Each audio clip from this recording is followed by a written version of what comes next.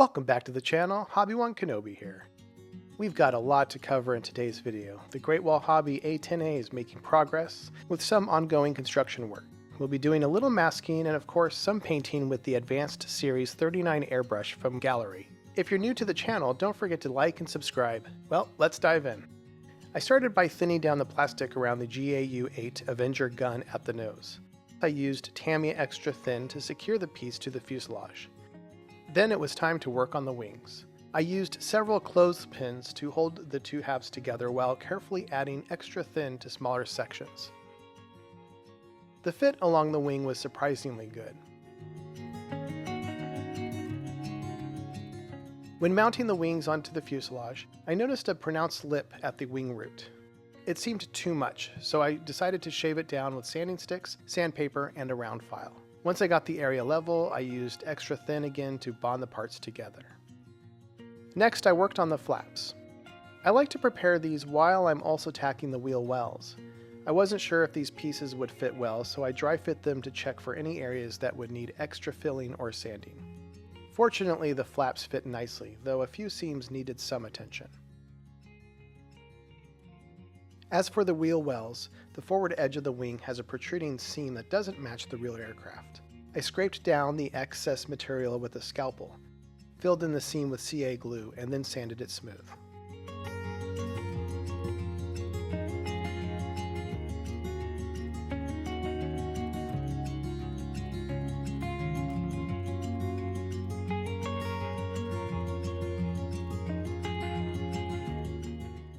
Next, it was time to mask off the engine interiors. I used the Shadow Hobby Circle Cutter to easily create perfect circular masks for the engine fans. Speaking of which, the fans were pre-painted with a custom burnt iron color I mixed using various Tamiya paints.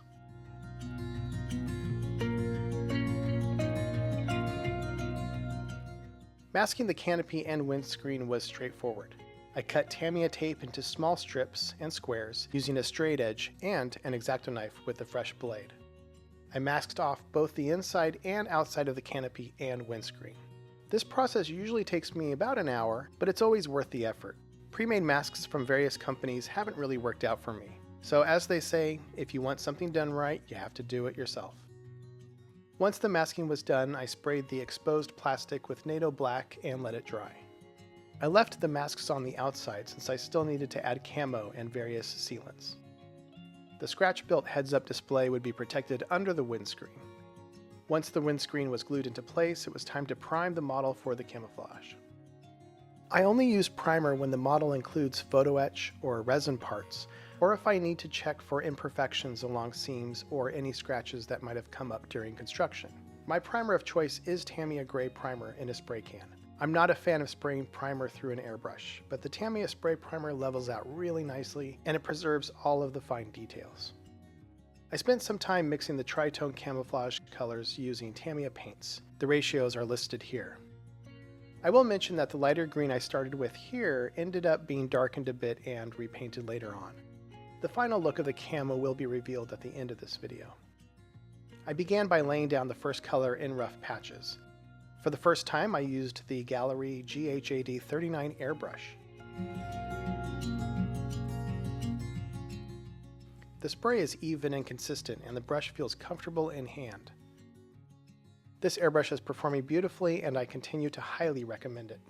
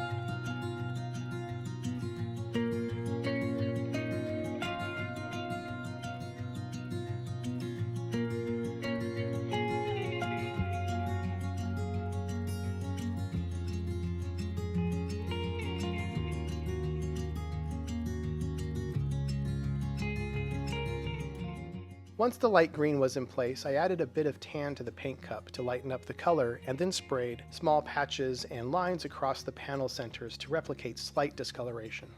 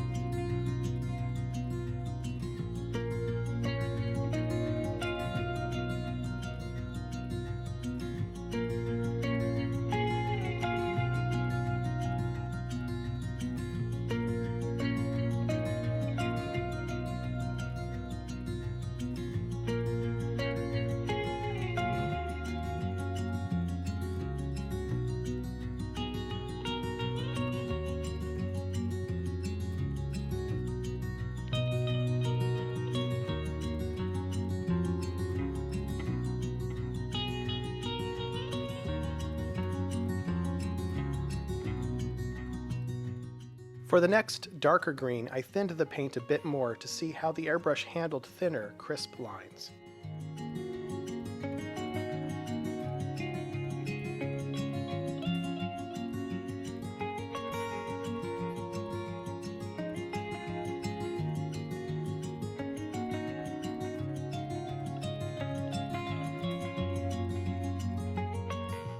As you can see, the gallery airbrush sprays evenly and can go down very thin. For the application, I started with the contour around the edges of each color patch, then pulled back on the trigger to build up more paint in the center areas. A few passes were needed to ensure good coverage and keep the color opaque.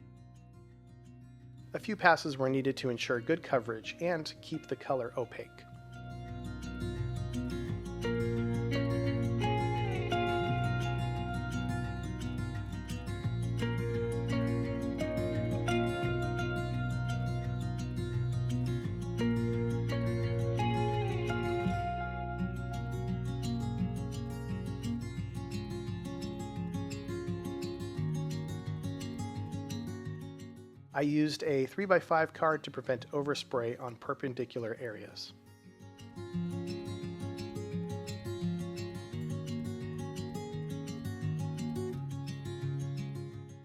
Finally, it was time to airbrush the gray patches. Once the gray was down, I went over the first light green with a slightly darker mix of the same color.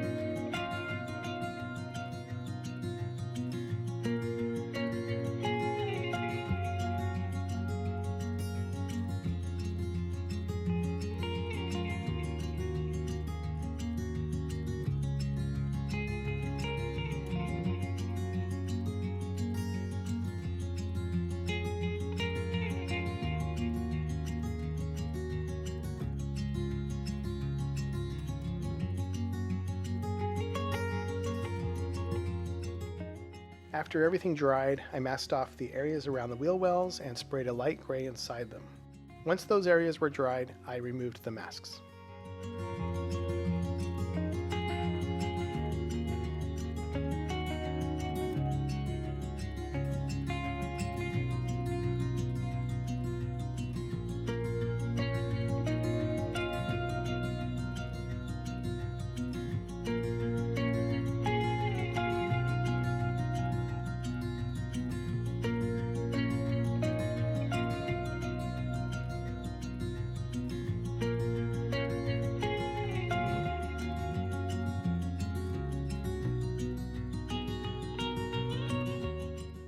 Speaking of masks, when I removed the ones around the engine nacelles, I realized that I'd placed them in the wrong spots. I'll fix that in my final video.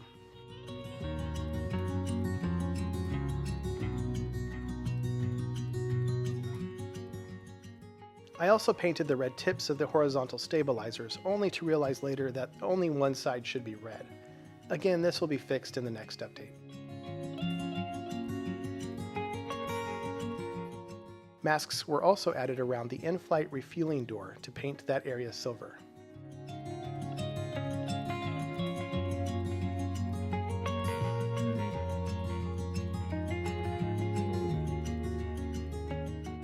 And here's where we are so far. Thank you so much for watching. Don't forget to hit that like button and subscribe to the channel. And if you want to stay updated, hit the bell for notifications. I'll see you in the next one. Bye.